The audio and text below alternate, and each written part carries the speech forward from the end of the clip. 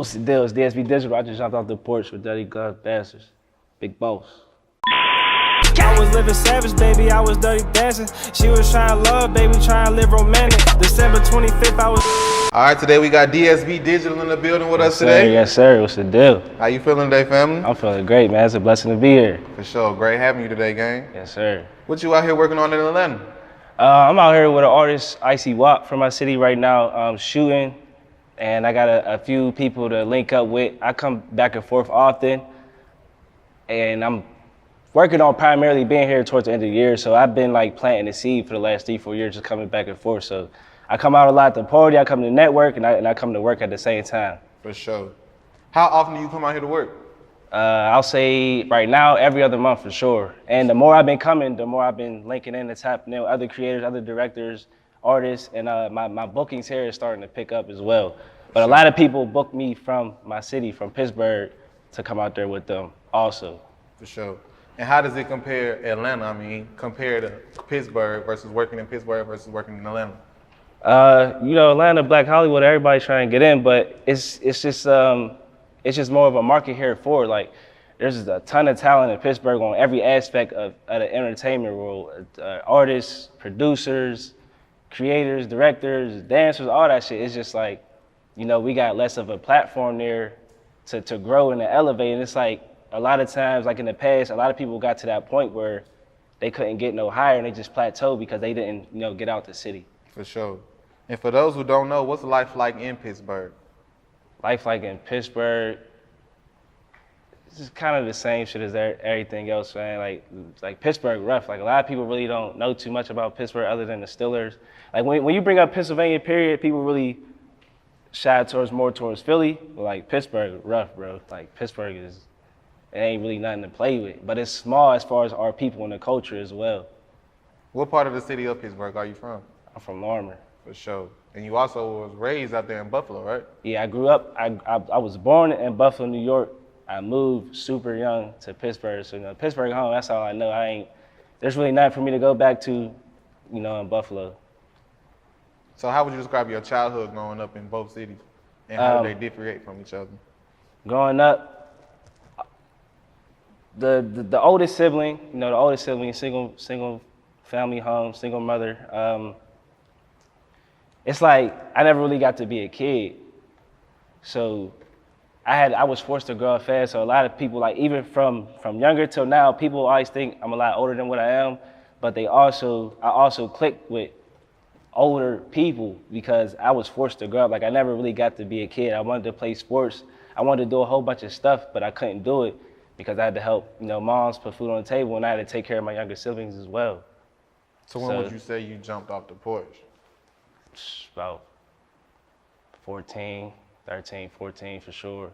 Once it was in my mind that sports was over, and we started getting eviction notices on the door and stuff like that, it was more so, it was like once it got in my mind that, bro, we gotta get some money. I gotta help my, like, I can't watch this happen.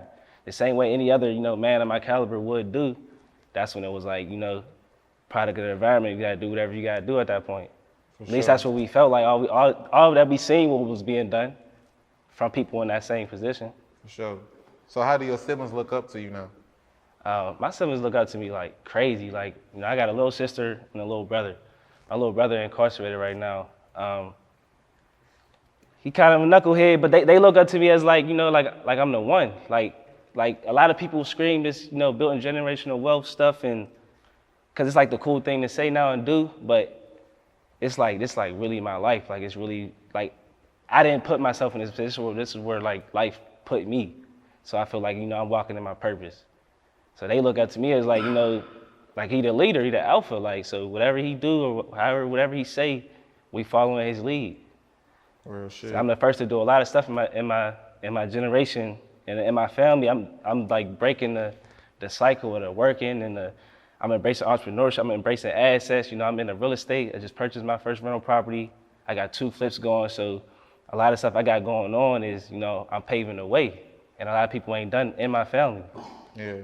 So did you feel the struggle molded you into venturing into these endeavors? For sure. That's no hard. question. There's no doubt about it. That's what built the character.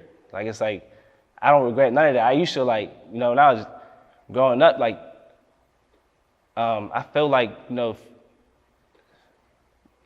therapy is like definitely key into, because I used to hate like life, and I used to be like, kind of blame myself for like, why is it me going through all this stuff, and why am I in this position? Until, like, you know, you figure out later in life that, you know, that just make you stronger and build you into, you know, who you was meant to be to begin with. As long as you don't let it break you. For sure. And you double as a multi-creative, as I like to call them. You double as a photographer, a videographer, but not besides that, you also do music as well. Right. So when did you start making music? I started making music in 2009. My brother, Detroit, his name Detroit, he from Detroit. We call him Detroit, or his name's Swag. He the one, like, that introduced me to the music. He was going crazy with it, like, young, just snapping. And he used to record it in the kitchen just on a computer and a little cheap ass mic. And I was just like, shit, I'm trying to rap with you. We walking home from school one day. We started DSB. We made the name walking home from school, and it was just up from there. And that music was my life for, like, it was like my whole life for a long period of time. Yeah. What motivated you to take that music shit serious? It was like you just fell in love with it. Once we started doing it, it was a passion for it. And it's kind of like that same way that the passion was there. It's like, at this point, the way that there's so many people, and the way there's so many people doing it for, like, the clout aspect, and there's so many, like, I call it hobbyists, people who just doing it to play around with it. It kind of like make you, like, look at it a different way, because it's like, yo, there's so many people in the way, and y'all in the way of the people who really got passion and really trying to do this. So yeah. How did you get your rap name, Say Pleasy? So my original rap name is Capo. Like, that's what they call me. That's my nickname. That's like, anybody who know me from early on, Porch life, on some street shit, is Capo. But my man's Pop, he passed. You know, I got him tatted right here. He was our camera person, but he used to always call me Cat Pleasy. Like, he was like Cat Pleasy. What's it like, on some funny shit? And I put the Say Pleasy on it. It was kind of like, I caught a case, and around the time when we like first started jumping off the porch, or not just first started, like more years in, everybody around us was like getting into stuff.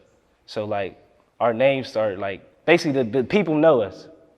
So when I caught my little case, and, you know, they basically knew me by name when I got arrested, but they knew my peoples too, and they was asking me about them.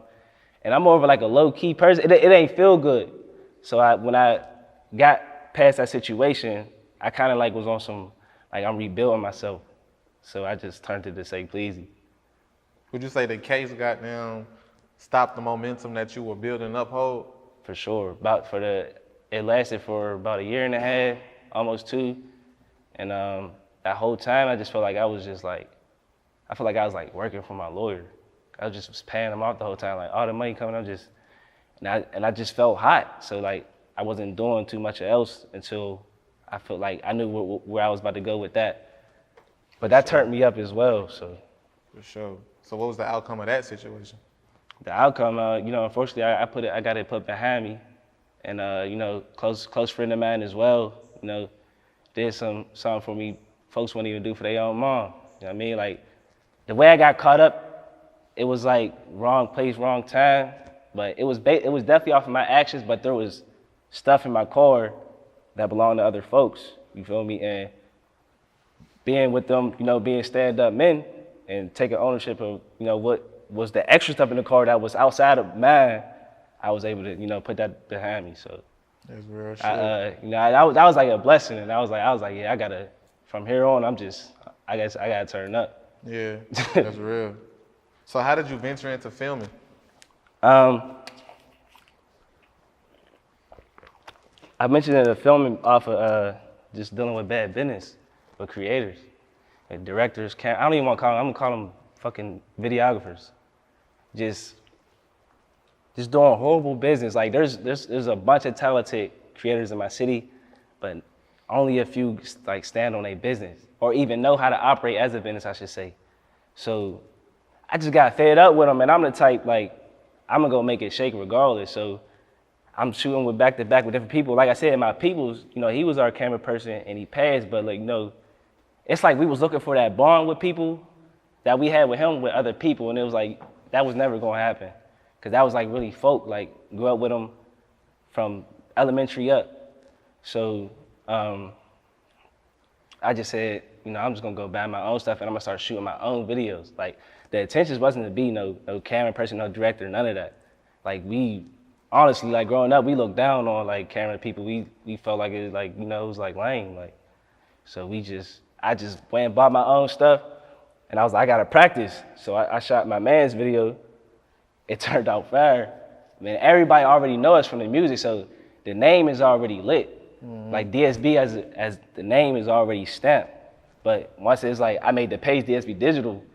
But at first, like I said, like, you know, the camera stuff, it was like, we looked down on it a little bit. So I was shooting, but I was like, I ain't never showed myself. I was just putting work up. But people know the DSB name, so people DM me like, which one of y'all is this, bro? Who is this? I'm trying to book. Once they seen, we dropped the video. I dropped probably 2-3 videos and it was on from there, like my phone was ringing.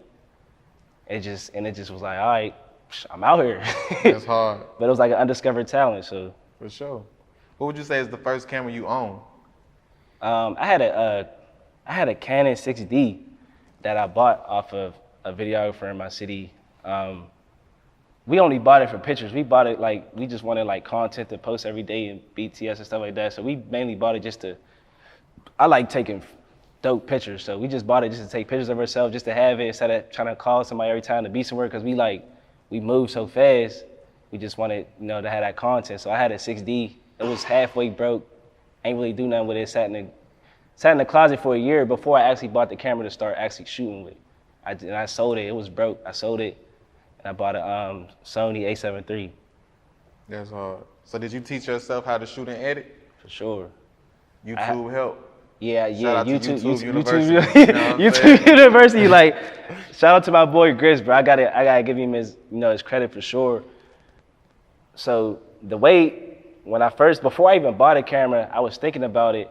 A big trainer in my city, OJ Macklin Fitness. Like, I tell people the story all the time. He was working on getting his content or whatever, and he's like, bro, he was shooting with some of the same people I was shooting with as far as my music videos. And he was like, bro, why your work always look fire? Like your videos don't look like how mine be looking when I shoot with the same people. I'm like, bro, that's because we be already having our vision. I'm like, bro, we direct our own stuff. And he's like he sat on it. He's like, bro, you could do that too. You don't just gotta rap. I'm like, yeah, I thought about it. And I just like kind of just blew him off. He calls me like maybe a month later, a couple of weeks later. He's like, bro, I'm going to DC. I need you to shoot for me. I'm like, bro, I don't do that camera, bro. You know bro, I don't know what to do with that. He's like, my man's got this camera. He had it was like a Sony A6000 or something, a little decent Sony camera. He's like, bro, one time, bro, just shoot it for me, bro. We just going to DC. I went there and shot with him, but when I came back, on the way there, I'm on YouTube. I'm watching mad videos like how to do this, I'm learning the settings on the go, but I'm shooting with him at the same time. So it's like, it's madness for we in the car. I'm like, YouTube, and I'm listening to the music. I'm like trying to hear what they saying. Then I'm figuring stuff out as we go. We just run around DC for like 2 days. We come back. I get up with my boy Gris. I'm like, yeah, bro, I'm trying to. This is somebody I was close to as a camera person too. I'm like, yeah, bro, because I sit down with you and edit this little like recap video I just did for my peoples. He's like, yeah, come through and everything. I just sat there and watched him edit it for a little bit, and from there I went and bought a new computer, got the software, and it was on. But also with Pop, we used to shoot with Pop, which is like my man's that died. That was the camera videographer. We used to shoot with him like early in the morning, and we'd go to the crib, and he had edited in front of us. But at the time, we wasn't trying to learn, so we just we really on some chilling watching him edit it. But when I started editing, me watching him start coming back to me. It's like, oh, I remember, bro, I used to be doing stuff like this because it was the same program. And it was kind of like deja vu in a way. It was weird for real, but it was like, yo, I kind of like probably unconsciously learned it for real. So, yeah. The rest was his. Yeah, it was just like, once I got the program, I just hit the ground running. Like, anybody could speak for it in the city. What would you say is the do's and don'ts for an artist reaching out for a music video? What's the like the do's and don'ts is just it all fall down to respect. It's just like reach out like with some common sense, bro. And at the same time, it's like think about your image before you even reaching out. Like I come from where these people come from. I've been there, I've done all that. So when it be the younger dudes, it'd be like, you kind of understand it. But when it be grown men that don't know how to operate, show some respect when you reach out, and don't feel like, certain people feel like you're supposed to put them on some type of pedestal, like they ain't supposed to follow the guidelines. Like, bro, no, you're not getting a shoot out of deposit, bro. Fill out the inquiry form. Like, dude, go through the process, bro. This is business. This is like, people just gotta understand that, it's business. And that's the main thing, is like, just learn how to operate as a business, and, pay as you weigh and come with some respect, bro. Yeah. What would you say is your current thoughts on the rap game right now? Rap game lit. The whole industry is lit. It's turned. It's just, it's a lot of like, it's pros and cons to everything. I'll say that, but I feel like it's turned, and yeah, there's a lot of things that's misunderstood about it though. I'll say that. I feel like it's definitely good overall. There's a lot of people, with the social media and the TikTok and all that. It's a lot of more ways for people to get out there and to be on independently without, getting into labels and stuff like that. But I feel like it's good, but I feel like there's a lot of misunderstandings about just the whole business as well. For sure. What would you say is the biggest risk you took that paid off? The biggest risk I took is this right here, DSB Digital. I had a government job when I first started. I quit the job, left the benefits, all that, and it been paying off for me ever since. I know half the stuff I'm doing now, if I didn't quit the job, I wouldn't be doing. For sure. I wouldn't be buying no properties. I wouldn't be flipping houses. I wouldn't be doing.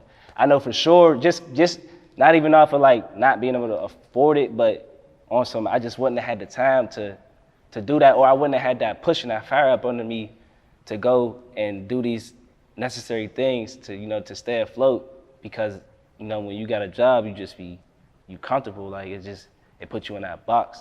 It don't make you think outside of being complacent. So that's my biggest risk for sure. For sure. And you still releasing music to this day. Talk to us about Tuesday Morning that you just released not too long ago. Oh yeah, so that's Tuesday Morning Jam. That's featuring Sammy Skrilla. That's an artist I work real closely with right now.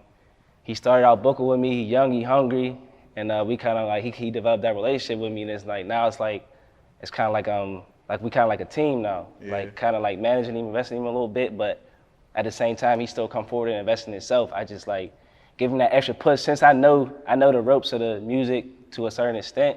And just like he got talent, so we building. For sure. And then you got Dougie Got Life that was just released in February. For sure. How that record come together? That was just me on some like, I was just speaking how I feel. Like, that's one of my brothers, like he doing life for basically something he ain't do.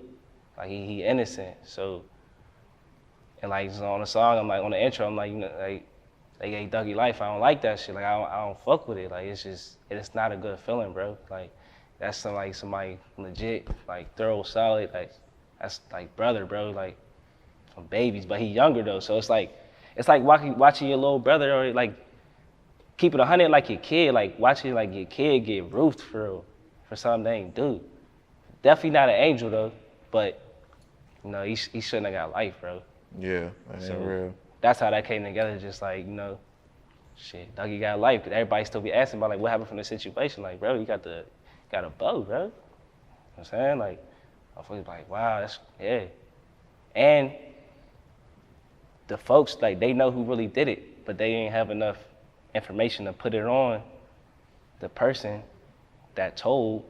And so it's like, nigga, you know how it go. They gotta put it on. They gotta find somebody to blame for it. Yeah. Talk to us about the independent grind of being an independent artist. The independent grind is crazy, and that's the part when I say I feel like the rap game is misunderstood.